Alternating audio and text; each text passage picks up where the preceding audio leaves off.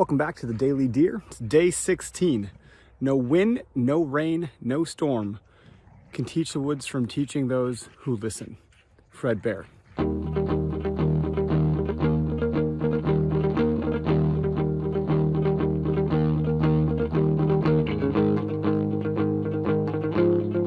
Today's episode's about the wind and playing the wind. And I gotta say, the biggest, thing that changed how I hunt, the success of my hunt, how I think about hunts, is the wind. And in the winter, the wind can travel, I think, a bit further than in early season. And the reason for that is, well, there's no foliage on these trees, they're bare. So there's a lot less to stop your scent from traveling.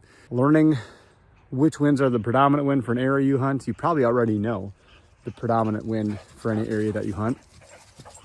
But there are apps that can help you with that. Apps like Windy, Spartan Forge, Hunt Stand, HuntWise will all help you read the wind in relation to where you're hunting and maybe where the deer are presumably bedding and eating and all that stuff. But the other thing about the wind is you don't have to be as concerned about scent control. At least that's my particular personal belief. A lot of those synthetic sprays that smell like dirt and all those things, it's all important. You want to mitigate as much as you possibly can. But the thing that you can put in your favor the most for any particular hunt is playing the wind. And it's never perfect. It can swirl, there's thermals, can change directions. It's different where you are. So one of the things that I like to bring with me on almost every hunt is milkweed pods. And I love to see, even on your board, you can just toss some milkweed into there from your stand or your set, wherever you're sitting on the ground, and see where the wind is blowing. And you'll notice when you do that over the course of the hunt, sometimes the wind changes direction, or it swirls, or it picks up and does something different. Being mindful of that can keep you at the ready when a deer does show up. And you'd be surprised. If the deer can't smell you, that's how they see the world, is with their nose.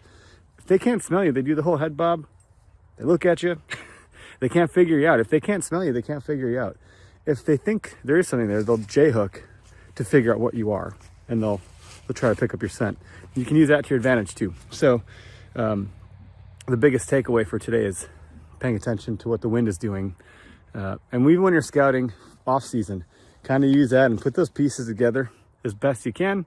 And when you're kind of picking your sets, or you find a tree that you think is a good one to set up in, you can use that to your advantage too. And you think about, okay, well, this is the predominant wind for October, November, or whatever. Then you can try to figure out, well, maybe I'll sit it for this time of year, or sit this direction. I'm being very general. That's what these videos are. The Daily Deer are very generalized videos. When they're only 3 to 5 minutes, we're not going to go super deep, but these are just meant to keep you thinking and think about, how your scent travels in the winter, how it's going to go further. Pay attention to the wind, study the wind. If you want a really good resource, you can look at the points of sail. A long time ago, I learned how to sail like a sailboat, and they have what's called the points of sail. And I think when you consider the points of sail and how a deer travels in relation to wind and how it can pick up that scent, it's a whole other topic we can dive into as we continue to do this. We have a year's worth of these videos we're doing, so we'll get deeper, and some of these maybe do some continuations.